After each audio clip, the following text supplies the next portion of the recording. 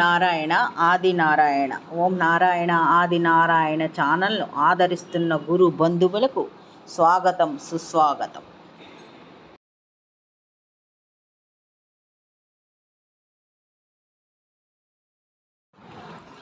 ఓం నారాయణ ఆది నారాయణ. ఓం శ్రీ భగవాన్ వెంకయ్య స్వామి నమ. ఆశ్రిత జనరక్షకుడు, దీనజన బాంధవుడు శ్రీ భగవాన్ వెంకయ్య స్వామి వారి పాద పద్మములకు నా ప్రణామములు. సమస్త సగుణ రూప నిర్గుణ రూప గురుదేవుల పాద పద్మములకు నా నమస్సుమాంజలి. అవధూత శ్రీ భగవాన్ వెంకయ్య స్వామి వారి అనుగ్రహంతో, సమస్త గురుదేవుల ఆశీస్సులతో శ్రీ మొగల్చెర్ల దత్తాత్రేయ స్వామి వారి జీవిత చరిత్ర పారాయణ భాగం 32. ఓం శ్రీ గణేశాయ నమ. ఓం శ్రీ సరస్వతయ నమ. ఓం శ్రీ గురుభ్యో నమ. ఓం నారాయణ ఆది నారాయణ. శ్రీ మొగల్చెర్ల దత్తాత్రేయ స్వామి వారి ఉపన్యాసం ఆ సాయంత్రం వేళ అనర్గళంగా సాగిపోతుంది. మొగల్చెర్ల గ్రామస్తులకు కూడా బాగా అర్థమయ్యే రీతిలో సరళముగా బోధించసాగారు స్వామివారు. అన్నదానం గురించి వివరిస్తూ ఇలా చెప్పారు. అందుచేతే అన్నదానం ఎంత ముఖ్యమైనదో చెప్తూ ఇలా చెప్పారు. అందుచేతనే ఇంటికి ఏ అతిథి వచ్చినా అన్నం పెట్టమంటారు మన పెద్దలు. ఇక చాలు వద్దు అనిపించగలిగేది ఒక్క అన్నం మాత్రమే. ధన కనక వస్తు వాహనాలు ఎన్ని ఇచ్చినా మనిషి తృప్తి పడ్డం, కానీ కడుపు నిండా అన్నం పెడితే ఇక చాలు, తినలేము, తృప్తిగా ఉంది అంటారు. అలా అతిథులకు పెడుతూ ఉంటే ఎప్పుడో ఒక మహాత్ముడు వస్తాడు. ఆ మహాత్ముని దీవెన ఆ వంశాన్ని తరతరాలుగా కాపాడుతుంది. ఇక దత్తాత్రేయుడి అవతారం. ఈ అవతారం అంటే నాకు ప్రత్యేకమైన భక్తి, గౌరవం. అది వివరిస్తాను. అత్రి అనసూయామాత దంపతులిద్దరు. అనసూయ పేరులోనే అసూయ లేని శ్రీమూర్తి అని అర్థం ఉంది. ఆ మహాసతి త్రిమూర్తులను పసిబిడ్డలుగా మార్చి వాళ్ళ కోరిక మేరకు వారిని తన ఒడిలో లాలించింది. ఆ తరువాత ఆ త్రిమూర్తి రూపంతో వారినే ఒక బిడ్డగా తనకు దత్తతగా రమ్మని కోరింది. ఆ అవతారమూర్తే దత్తాత్రేయుడు. అత్రి అనసూయ దంపతుల బిడ్డగా అవతరించిన దత్తాత్రేయ స్వామి వారికి గురువై వారిని తరింపచేశాడు. ఆయన అవతార లక్షణమే అవధూత లక్షణం.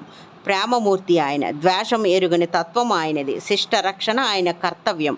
దుష్టులను సన్మార్గంలోనికి మరలించడం, అందుకు అవసరమైన అసాధ్యమైన ప్రేమ, కరుణ కురిపించడం ఆయన తత్వం. 4 వేదాలు ఆయన పెంపుడు కుక్కలుగా మారిపోయాయి. ధర్మం గోమాతగా మారి ఆయన చెంత చేరింది. ఆ త్రిమూర్తి స్వరూపంలో ఉండి 3 ముఖాలతో చేతదండం కమండలముతో నిలిచిన మూర్తి దత్తాత్రేయుడు. విగ్రహారాధనకు అనువైన మూర్తి. మాలాంటి యోగులకు ఆ దత్తాత్రేయుడు అవధూత సద్గురువు. భగవద్గీతలో చెప్పినట్లు శీతోష్ణ స్థితులకు చలించక రాగద్వేషాలకు అతీతమై సర్వ ప్రాణికోటిలో దైవాన్ని దర్శించే తత్వమే ఈ అవధూత తత్వం. అదే ఆ దత్తాత్రేయుడి తత్వం. ఆ దత్తుడు ఈ ప్రకృతిలోని 24 లక్షణాలను గురువులుగా భావించారు. అందులో తుమ్మెద, శ్రీ చేతిగాజులు కూడా ఉన్నాయి. ఒక్కొక్క దానిలో ఒక్కొక్క సందేశాన్ని గ్రహించారు. ఆ గురువుల గురించి మరలా వివరిస్తాను.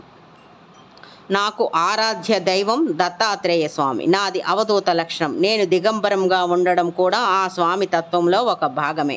దిగంబరత్వం అన్నది సామాన్యమైన విషయం కాదు. ఇంద్రియాలను అదుపులో పెట్టుకోగల కఠోర మానసిక దీక్ష, మాన అభిమానాలకు అతీతమైన తపశ్శక్తి ఉన్నప్పుడే దిగంబరత్వం చేరుకోగలడు. ఉత్తినే దిగంబరంగా తిరుగుతూ లోపల మాన అభిమానాలకు లోనయ్యే వ్యక్తి కపటి అయినా కావాలి, లేదా పిచ్చివాడైనా కావాలి.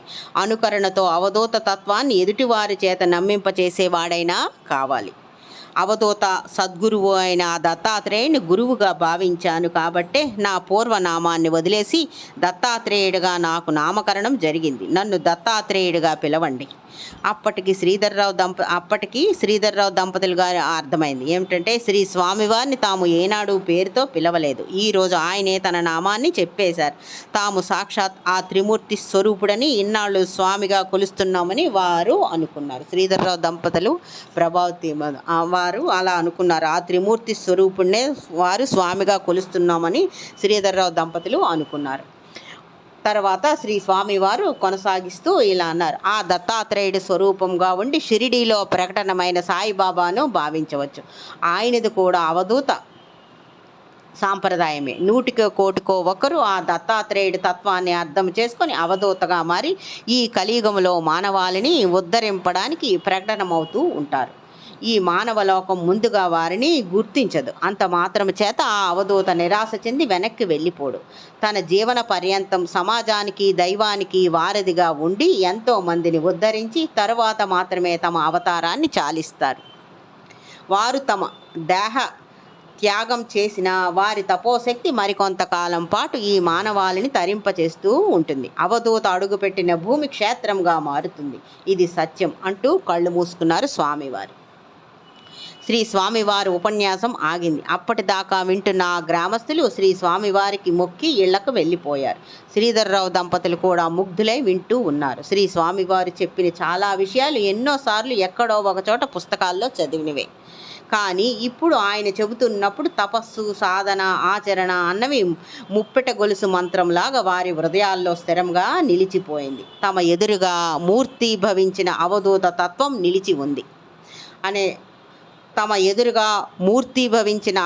తత్వం నిలిచి ఉంది అనే స్పృహ వారికి కలిగింది. తమ జన్మకు ఈ అదృష్టం చాలు అని వారిద్దరూ మనస్ఫూర్తిగా భావించారు. శ్రీ స్వామివారు మొగలచర్ల దత్తాత్రేయ స్వామివారు తనను దత్తాత్రేయుడిగా పిలవమని తేల్చి చెప్పిన తరువాత రోజు నుంచి మొగలచర్ల గ్రామస్తులు ఆయన దత్తాత్రేయ స్వామిగా పిలవడం అలవాటు చేసుకున్నారు. శ్రీధర్రావు దంపతులు కూడా శ్రీ స్వామివారి గురించి చెప్పేటప్పుడు దత్తాత్రేయ స్వామి అనే చెప్పేవారు. అలా ఆ పేరు వారికి స్థిరపడిపోయింది. ఓం నారాయణ. ఆది నారాయణ.